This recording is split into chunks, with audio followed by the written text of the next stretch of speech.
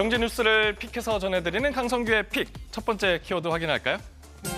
청년 취포족이 49만여 명에 달했다고 합니다.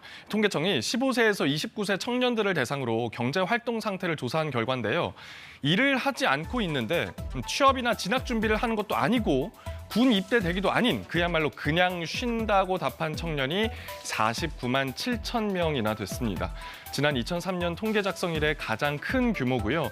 1년 전보다는 9.9% 늘어난 겁니다. 그 쉬는 이유를 묻는 조사에서는요.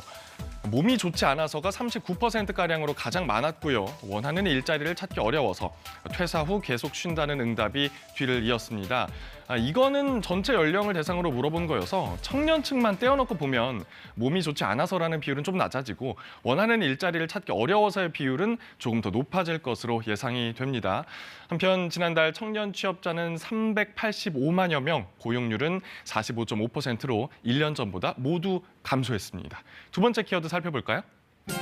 1,000원 아침밥을 주는 대학이 있다네요. 단돈 1,000원이면 대학 구내식당에서 아침밥을 먹을 수 있다고 합니다.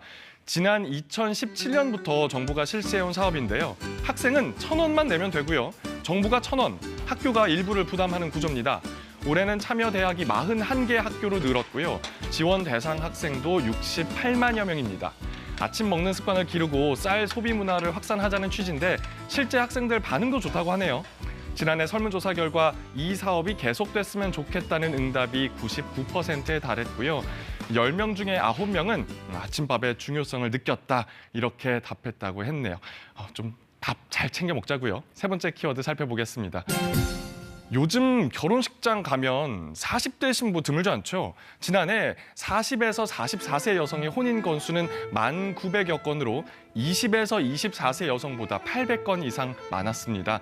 이렇게 40대 신부가 더 많아진 게 처음은 아니고요. 전년도인 2021년에 이어서 2년 연속입니다. 25년 전과 비교해보면요. 40대 초반 여성의 혼인 건수는 7,300여 건에서 1,900여 건으로 50% 늘어난 반면 20대 초반 여성의 혼인 건수는 13만여 건에서 만여 건으로 93%나 감소했습니다. 결혼에 대한 가치관이 많이 바뀌었고 20대 여성 인구 감소라는 구조적인 요인도 작용했는데요. 이런저런 변화와 맞물려서 초혼 부부 중 여성이 연상인 부부는 5쌍 중 1쌍으로 역대 최고를 기록했다고 하네요. 마지막 키워드 살펴보겠습니다. 전자발찌 끊고 도주하면 실명 공개한답니다. 앞으로 범죄자가 위치 추적 전자장치인 전자발찌를 끊고 도주하면요. 성별, 나이뿐만 아니라 실명까지 공개됩니다. 종전에는 도주자의 혐의 사실과 인상착의, 연령 등 최소한만 공개해 왔는데요.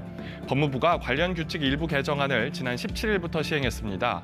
이에 따라 전자발찌를 끊고 도주한 범죄자를 검거하기 위해서 국민의 협조가 필수적일 경우 해당 범죄자의 실명까지 공개할 수 있습니다. 또 범죄자의 신상 공개 전 사건 공개 심의위원회를 열도록 하는 규정도 폐지했습니다. 앞서 지난 1월 법무부는 전자발찌를 훼손하거나 끊고 도주할 경우 사건 정보 공개 대상을 살인, 성폭력 등 중범죄자에서 모든 범죄자로 확대했습니다. 지금까지 강성규의 픽이었습니다.